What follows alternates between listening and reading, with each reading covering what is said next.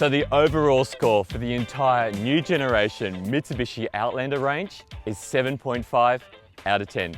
Now that was a roller coaster of a review. If you hadn't have watched it, you wouldn't know what happens if you try to drive with the door open. You wouldn't know about the space in the car where you can't see a thing. And you wouldn't know about the one Outlander which doesn't stop when it's going backwards. Well, you've seen the video, you know what I'm talking about. It sounds terrible. Now, if you want to read the full review, go to carsguide.com.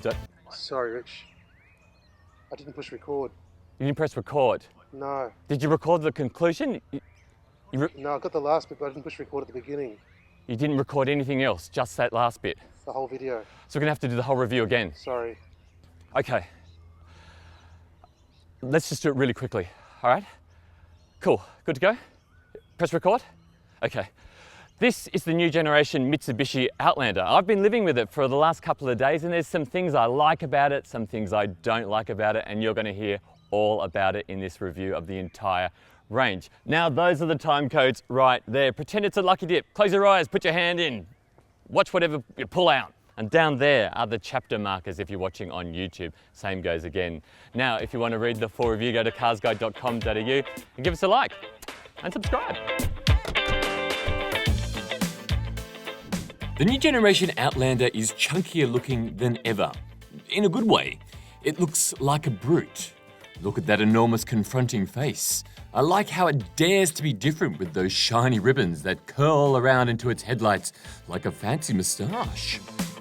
Yes, those are the headlights down there, and these are the daytime running lights up here. It's like the back of the Outlander has never met the front before. The tailgate is refined with an almost neat and sensible Volkswagen-like styling to the taillights. Yes, it's party at the front, and it's business at the back when it comes to the Outlander. This is the Aspire grade we have here, and I love the design of those 20-inch alloy wheels and how they fill the wheel arches. Yep, there's nothing better than a well-filled wheel arch. Now, let's go inside. The Outlander's cabin is a serious business-like place with sensible styling. The problem is, it is a serious business-like place. And this is a family car. You're going to be going on road trips. You're going to be having sing-alongs together. You're going to be screaming at each other. It needs to be more fun than this. And it's not just that it's a business-like place. The styling lacks refinement. Yes, these knobs are very fancy and the action on them is really quite good. But have a look around at the flat, blank panels. These door handles are just so simple. What does this do? There could be storage here. Looks like it's trying to channel Volkswagen, but not quite getting there. Do you want to talk money? Let's talk money.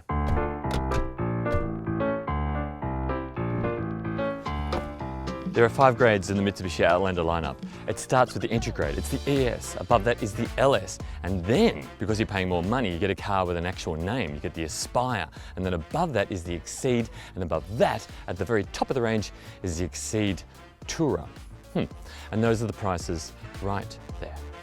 Coming standard on the entry-grade ES is a 9-inch media display with Apple CarPlay and Android Auto. There's dual-zone climate control, front and rear parking sensors, a reversing camera, and this is very important if you're driving on dark country roads. There are LED headlights and running lights. Next is the LS, and this is where things get really good. The LS adds privacy glass, automatic headlights with auto high beam, a leather steering wheel, a proximity key, silver roof rails, a wireless phone charger, and rain sensing wipers. The Aspire adds those 20-inch alloy wheels, heated front seats, micro suede and synthetic leather upholstery, a 12.3-inch digital instrument cluster, a 360-degree monitor, power driver seat, and a head-up display. The Exceed adds leather seats, 3-zone climate control, a panoramic sunroof, power driver and front passenger seats, pull-up sunshades for the back windows, and a Bose sound system. The Exceed Tourer is the big kahuna of the range, but all it offers over the others is a 2-tone exterior body colour, 2-tone leather interior, and somebody to give you a massage. Sorry, I read that wrong. I meant to say massaging front seats. Okay, I am in the Aspire grade here. It's the grade that I've been driving for the last 2 days, but you know what? I don't think you need it. Yes, the Aspire comes with a head-up display and it's got heated seats, but you don't need all that. What you need is the LS grade. The LS grade's got proximity unlocking, it's got tinted rear glass, it's got wireless charging, and it's also got 2 bits of safety tech, which you don't get on the entry grade. Let's talk safety. Now, the reason why I would get the LS over the ES for the 2 safety reasons is because the LS has rear cross traffic alert and reverse AEB. Yes, it will actually brake if it detects something behind it. With the ES, it won't stop if you're going backwards. Well, it will, but you've got to put your foot on the brake. It doesn't stop automatically. Now, the rest of the range, in fact, the entire range comes with forward AEB, it comes with lane keeping assistance, adaptive cruise control, blind spot warning, and much more.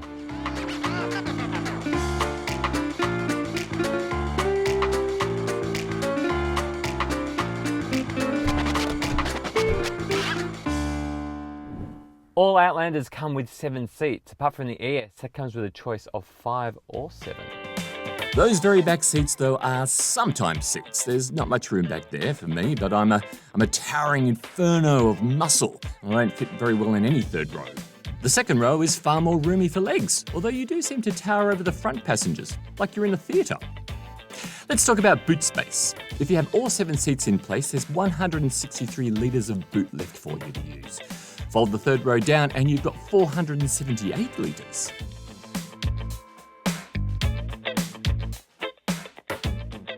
As for cabin storage, there's cup holders in the third row, in the second row, and up front. There's door pockets too, here, and there's little pockets in the back of the front seats. They're handy. And any parent will like that all grades come with directional air vents in the second row. And there are USB ports back there too, on the LS and above. Now, the interior of the Outlander is functional, but I reckon it can be more functional. I've been living with it now for 3 days, and yeah, look, the controls and everything else have been pretty easy to get used to, but I think storage could be better. The center console bin is too small, so are the front door pockets. And when you look at what the rivals are doing, the rivals are putting shelves in the dashboard. They're having floating center consoles, which leads you to a whole area underneath for bags and wallets and stuff like that. There's nothing like that happening here. There's these tiny little pockets on the side there. It could be a lot better when it comes to storage. It's a bit of a game. You've got to try and get this in the hole. It's very difficult. I'm almost at master level. There we go. In it goes, just like that. Under the bonnet is an engine. It's a 2.5 litre petrol engine. There's no diesel in the range anymore. Transmission, it's a continuously variable transmission, otherwise known as a CVT, and it's one of the best CVTs I've ever used. Normally I don't like them at all, but this one's quite good. A plug-in hybrid is coming. It's not here yet. I can't rate that yet because I haven't driven it. But there's this, and it comes in front-wheel drive or super all-wheel control, which is just all-wheel drive. Should we drive? Let's do it.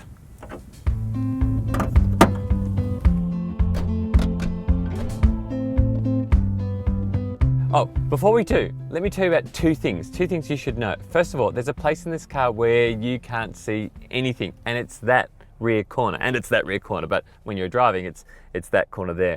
The other thing is, what happens when you drive off with the door open? Now, this sounds silly, but it's a safety thing. So you might pull up in your driveway, jump out of the car to open the gates, but what happened is you haven't turned the car off, it's still in drive, you've taken your seatbelt off, and the car will automatically stop. Now, this is quite good. I'll show you we're in a car park, so it's safe. The car goes on, I'll put it into drive. Now, take my foot off the brake, and the car stops before I go anywhere. That's pretty good tech. Now, let's go for a drive.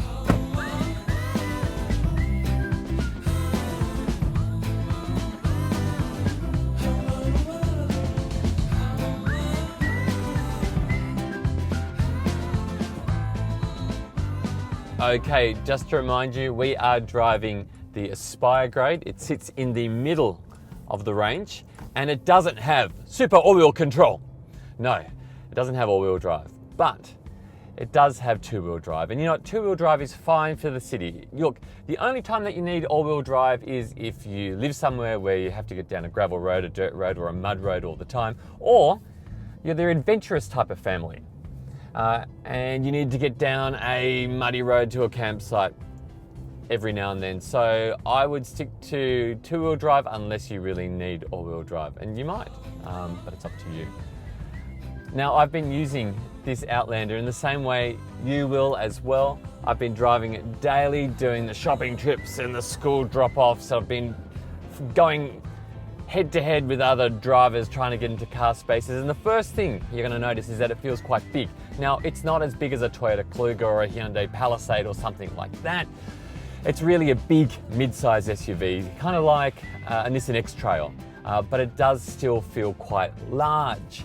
But at the same time, the acceleration is quite sprightly. In fact, it's a little bit too sprightly at times. You just have to dab the accelerator like this, and away you go. That's no biggie. You do get used to that sort of quick off the mark feeling that it does have. But another thing that you're going to notice is the steering. The steering is very sharp, so you've only got to turn it slightly and the whole car moves. Again, that's something I've had to get used to. I've just got out of a car which has really slow steering, so not slow to react, but just a little bit more, well, a little less frantic. But I have got used to this steering. It's quite quick, which means that in car parks, it's easier to navigate around with that quick steering in a car park. It's just on the highway where you'll notice it, where sometimes you don't need to turn the steering wheel so much to make the car turn. Now, that blind spot, we talked about that before. Yeah, look, it's savage, and the visibility all around isn't fantastic either. These A pillars at the front here, they're quite thick. These B pillars just behind my shoulder here, they're quite thick as well, and they compromise visibility too. When you've got those rear seats up with their headrests, those ones in the very back, the third row, it's very difficult to see out that back window as well. So I'd have those down unless you really need to have them up, like there's people in them.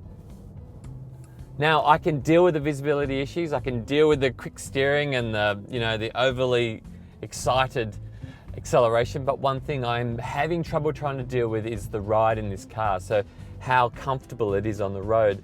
And look, I've got to say, it's pretty uncomfortable at times. The suspension is quite firm, so when you hit any bumps, it doesn't absorb it, it kind of just sends the shockwave through the whole car. And especially on the roads I've been driving on, I've got a city loop here I do on all my cars, and it's been pretty uncomfortable actually. Speed bumps, potholes, cracks in the road, it picks them all up. So that's been a bit of an issue for me. But look, at the same time, it is easy to drive. Anybody can drive this car. Well, not anybody. You have to be able to drive a car to be able to drive it. But it's an easy car to drive. It's just not the most comfortable car to drive. Now let's talk about the engine and the transmission. Now, as I said before, the acceleration is quite good off the mark. The engine feels quite powerful. The CVT transmission, the continuously variable transmission, I don't normally like these because they seem to make all your acceleration evaporate. But this one seems to have steps built into it, so it feels like a regular automatic, so it feels like it's changing gears, even though a CVT doesn't have actual gears. So it's quite a good one.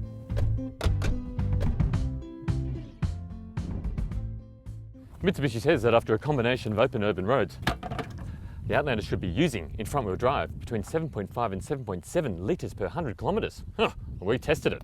That's what we got right there. If you're driving the all-wheel drive, you should be getting between 7.8 and 8.1 litres per 100. Thirsty. Hang on, I'm almost finished. I'm on the last page. The end. Oh, who would have thought? Not what I was expecting. Now, the Outlander is covered by a 5-year, 100,000 kilometre warranty. So yeah, not unlimited kilometres, 100,000 kilometre warranty. They also have a special extended warranty, a 10-year, 200,000 kilometre warranty. Not quite as good as those 7-year unlimiteds or even the 5-year unlimiteds, but there is capped price servicing. It's $199 for each visit for 5 years, which is really good. There's also roadside assistance too. Not bad. Okay, it is score time. So let's start with design. I'm going to give it a 7 out of 10. Yes, I actually think it's pretty stunning on the outside. I think it wants to be a Volkswagen when it grows up. But inside is a little bit conservative, a little bit serious and businesslike. You know, it's a family car. It's not really fun on the inside. So a 7 out of 10 for design. For price and features, I'm giving it a 9 out of 10. This is a really good value car. Now the LS is the pick of the grades. I wouldn't bother stepping up to the Aspire, like not if you want to, or the Exceed or the Exceed Tourer. The LS has everything you need. 9 out of 10 for value. For interior, I'm giving it a 7. Yes, it's spacious, but there's a whole lot of missed opportunities in terms of storage space, especially when you have a look at what the rivals are doing. So 7 out of 10 for interior. For safety, I'm giving it an 8. Look, it's just an 8 because look, there are other SUVs which get the full safety kit right across the board. Not the case with the Outlander. As you step up, more safety kit is added, so 8 out of 10. Also, the ANCAP score isn't in yet, but look, the signs are looking good. 8 out of 10 for safety. Okay, under the bonnet, I'm giving it a 7 out of 10. Now the hybrid hasn't arrived yet, so we can't judge it just yet. All we have to go by is this petrol engine. Remember, there's no diesel in the range. Got this petrol engine to go by. It's not a bad unit, and the CVT isn't bad either. 7 out of 10. Okay, for fuel efficiency, I'm giving it a 7 out of 10. Now the hybrid isn't with us yet. All we have to go by is this petrol engine, and it's not very efficient. 7 out of 10. For ownership, I'm giving it an 8 out of 10, 5-year warranty, cap price servicing with $199 over 5 years, pretty good as well, and also 5 years roadside assistance. 8 out of 10 for ownership.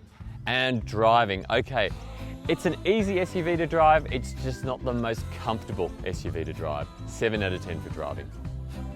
So the overall score for the entire new generation Mitsubishi Outlander range is 7.5 out of 10. Now that was a roller coaster of a review. If you hadn't have watched it, you wouldn't know what happens if you try to drive with the door open. You wouldn't know about the space in the car where you can't see a thing. And you wouldn't know about the one Outlander which doesn't stop when it's going backwards. Well, you've seen the video, you know what I'm talking about. It sounds terrible. Now, if you want to read the full review, go to carsguide.com.au and give us a like. And What? Sorry, Rich. What? I didn't push record. You didn't press record? No. What, for just that last bit? No, I got the last bit, but I didn't push record at the beginning. You didn't shoot, you got the last bit, you didn't do the rest. The whole video. Oh my God. Sorry. Okay. Let's do it again, just really, really quickly, okay? Recording, right, okay.